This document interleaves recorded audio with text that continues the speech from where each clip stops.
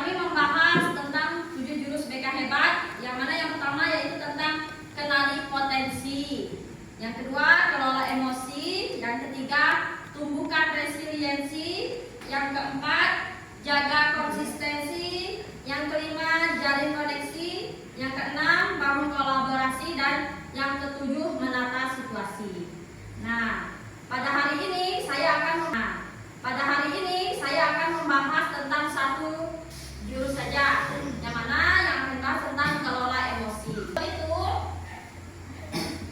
saya akan membagikan selembar kertas.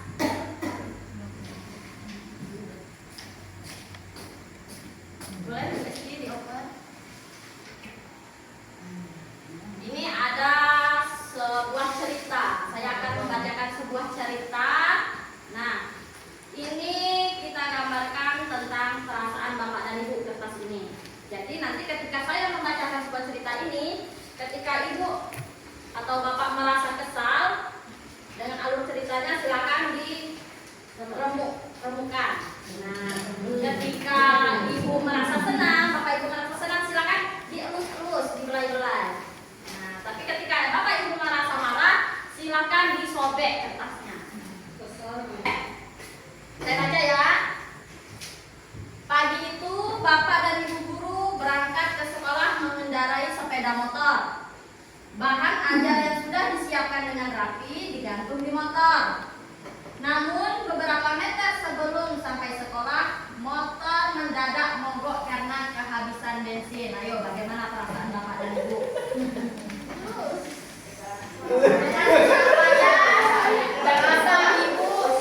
Mendorong motor hingga sampai ke sekolah. Nah, ini pesanannya dorong motor. Bapak dan Ibu di kelas, hampir semua murid datang tepat waktu. Namun belum sempat suasana stabil, Andi masuk terlambat. Ia hanya menunduk sambil berkata, "Maaf Bu, Pak, saya telat." Sabar. Sebenarnya ada omongan. Dia masuk video. Selanjutnya pelajaran pun dimulai. Namun saat akan menggunakan bahan ajar yang sudah disiapkan, Bapak Ibu guru tersadar bahwa bahan tersebut tidak ada. Dicari ke sana kemari tetapi tidak ditemukan. Dengan terpaksa Bapak dan Ibu melanjutkan mengajar seadanya. Sabar. Orang tua itu kan banyak sabar. Bayangan aktivitas mengajar dengan seruput seketika buyar. Di tengah pelajaran, saat Bapak Ibu mengajar, Andi terlihat tidak memberikan perhatian. Dia menunduk di bangku. Saat didekati, ternyata Andi sedang terlelap ketiduran.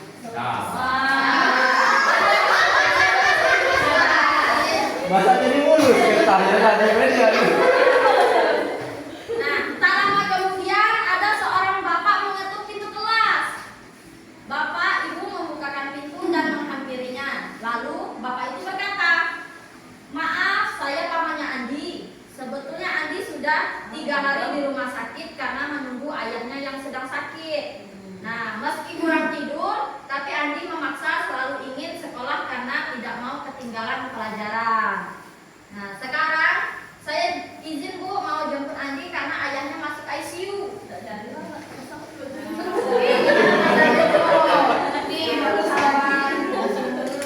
Paman Andi juga mengeluarkan sebuah bungkusan dari tasnya.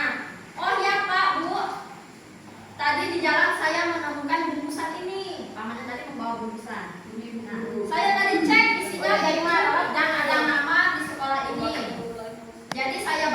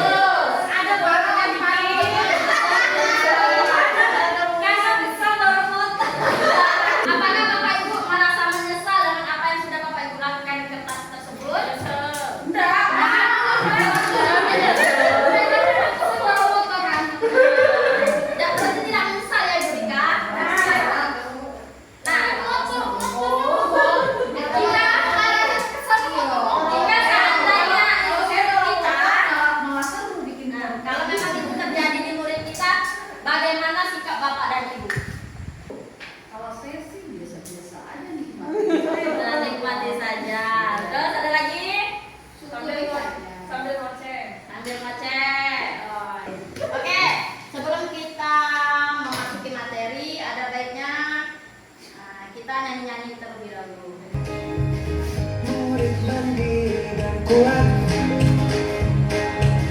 tumbuh di lingkungan sehat,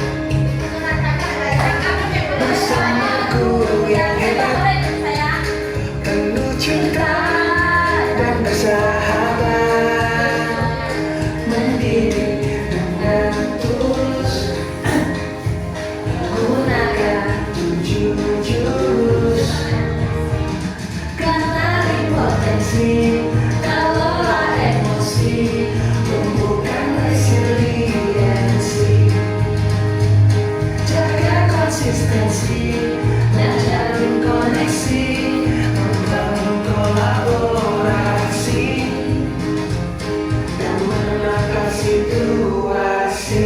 Berapa penting sih bagi kita sebagai seorang guru? Sangat penting. Boleh tunjuk tangan, Bapak Ibu? Sangat penting. Kenapa Ibu? Karena ya mengelola emosi kan itu banyak dampaknya. Banyak dampaknya. Terus? Ya mengelola emosi itu kan baik gunanya untuk kita dan anak didik kita ya. Ya. Ketika kita bisa mampu mengelola emosi, kita akan lebih mengenal anak kita. Kan kalau kita langsung emosi kan kita nggak tahu seandainya ada sebuah masalah kan kita harus akarnya dari mana, kenapa bisa seperti itu. Oke, keren sekali jawaban dari Ibu Ayu. Boleh yang lain? Yang ingin mengutarakan pendapatnya boleh silakan. Seberapa penting sih sebagai seorang guru kita harus mengelola emosi kita? Ayo dari sebelah sini, nah, Ibu Sarini boleh silakan. Sangat penting mengelola emosi karena dengan kita membatasi emosi kita mengetahui apa itu faktor dari indikator anak tersebut. Jadi anak tersebut kita mengetahui mungkin pada dasarnya dia ada broken home dalam keluarganya, dalam ada kendala di rumahnya. Jadi kita kelola emosi kita dengan kita mengetahui keterbatasan anak tersebut. Oke, bagus sekali jawabannya. Jadi, di dalam pembelajaran sosial emosional ini kita perlu menyadari diri, di mana kita harus memiliki pemahaman tentang pemikiran dan memahami emosi perilaku dalam berbagai situasi. Misalkan saya mengenali emosi saya, misalkan saya lagi senang, saya lagi kecewa, saya sedang malu, takut. Nah, emosi ini bukan hanya sekedar marah-marah ya Bapak Ibu. Nah, biasa kita berpikiran emosi itu hanya marah-marah, tapi kita sedih pun itu emosi, kita tertawa itu emosi, kita kecewa itu emosi, perasaan takut, perasaan malu itu merupakan salah satu bentuk emosi. Nah, yang kedua yaitu mengelola diri, kemampuan kita mengatur emosi kita, pemikiran dan perilaku secara efektif terhadap situasi yang berbeda-beda. Nah, misalkan nih, saya tahu caranya untuk menenangkan diri saat marah, takut, dan khawatir. Nah, kalau kita memiliki pengelolaan emosi yang baik, kita tahu bagaimana cara menenangkan diri kita saat diri kita marah, saat diri kita takut, dan khawatir. Selanjutnya, mengambil keputusan bertanggung jawab. Nah, membuat pilihan yang tepat dan konstruktif pada situasi tertentu. Nah, kita dapat memahami nih keputusan yang kita ambil ini dampaknya untuk kita dan orang lain itu seperti apa. Itu. Di dalam diri otak kita itu ada yang namanya neokortex, limbik, dan reptil. Nah, apabila ketika kita sedang emosi, tapi kita memiliki pengendalian diri yang baik, kita dapat mampu berempati, maka diri kita pun akan merasa tenang. Kita dapat berpikir tenang, berpikir logis, dan penuh pertimbangan untuk melakukan hal-hal yang akan kita lakukan tersebut. Ketika diri kita sudah tidak ada lagi pengendalian, maka diri tadi diibaratkan oleh dinosaurus. Ketika kita marah-marah, nah berarti kita sudah kehilangan. Ketika kita marah-marah berarti sudah kehilangan empati dan berpikir logis tadi. Nah, peluangnya itu sudah tidak ada lagi. Jadi yang ada kita yang dikuasai oleh emosi, bukan kita yang mengendalikan emosi, tapi emosi yang mengendalikan diri kita. Seperti itu. Nah, pernahkah Ibu melihat kasus yang guru-guru dan siswa ini marah? Nah, ketika nih seorang siswa dan bapak gurunya sama-sama keras, sama-sama emosi, nah tidak ada yang menjadi pawangnya. Apakah yang akan terjadi?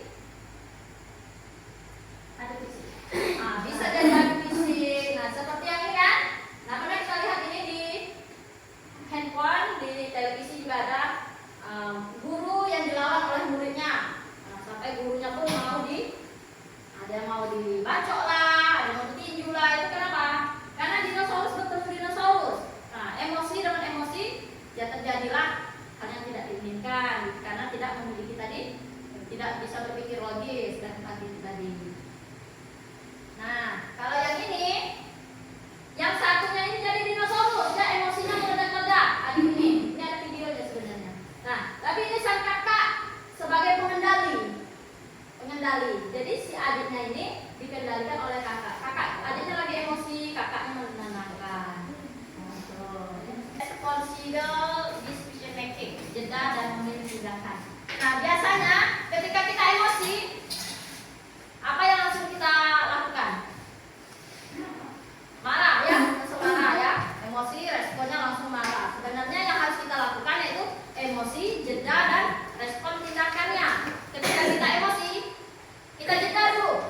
Boleh duduk sambil minum atau tarik nafas 3 kali, kita beri jeda supaya kita dapat berpikir logis.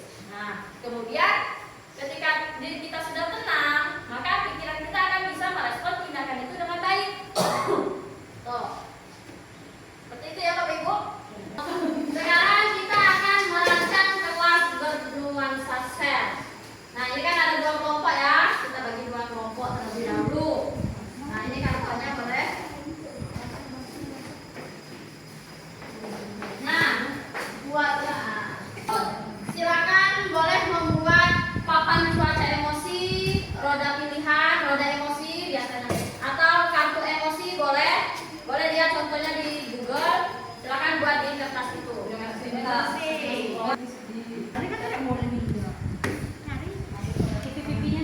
Ini perasaan Aku pakai duit, aku kasih ya.